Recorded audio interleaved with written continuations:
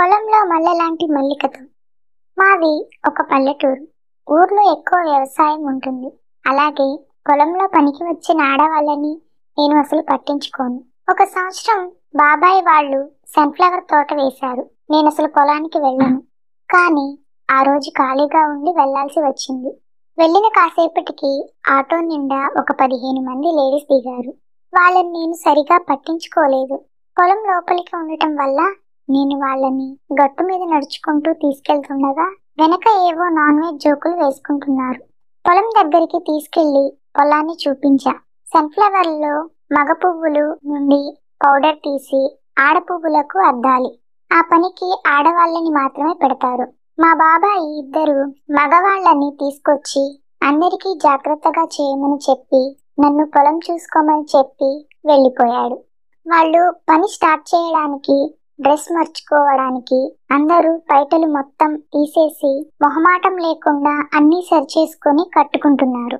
నాకు వాళ్ళ మీద ఇంట్రెస్ట్ లేకపోయినా అందరినీ అలా చూసేసరికి ఫుల్ ఫీలింగ్స్ వచ్చాయి. కానీ కంట్రోల్ చేసుకున్నా. అందరూ శారీస్ సరిగా కట్టుకొని దాని మీద షర్ట్స్ వేసుకొని పని స్టార్ట్ చేశారు.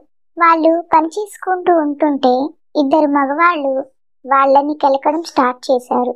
మొక్కలు బాగా పొడవుగా ఉండటం వల్ల ఒకరు చేసేది ఇంకొకరికి కనిపించదు. అందులో ఒక పెద్ద ఆంటీని ఒకడు పక్కన చేరి మాటలు మొదలు పెట్టాడు. వాడు ఆంటీని మెల్లగా గిల్లడం చేస్తున్నాడు. మిగతా వాళ్ళు వాళ్ళ పనిలో ఉన్నారు. అప్పుడు నేను చివర్లో ఉన్న ఒక ఆంటీని గమనించా. ఆంటీ అనడం కంటే అమ్మాయి అనడం బెటర్ ఏమో.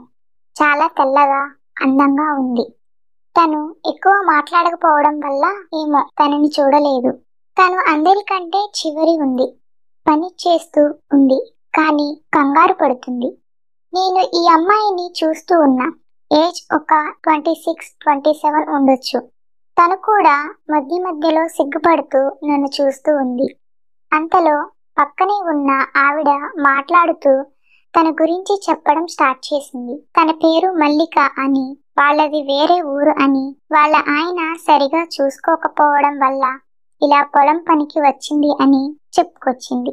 దీనికి పొలం పని పెద్ద అలవాటు లేదు బాబు, కొంచెం సాయం చేయి అని చెప్పింది.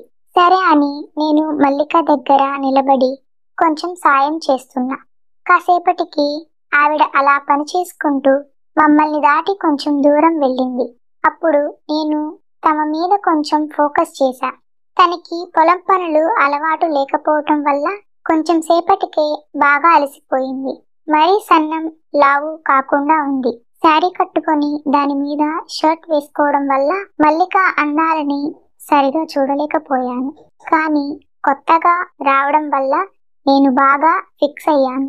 ఎలా మాట్లాడడం స్టార్ట్ చేయాలి అని ఆలోచిస్తూ ఉన్న టైంలో తానే నాతో మాట్లాడడం స్టార్ట్ చేసింది. నా గురించి వివరాలు అడిగింది.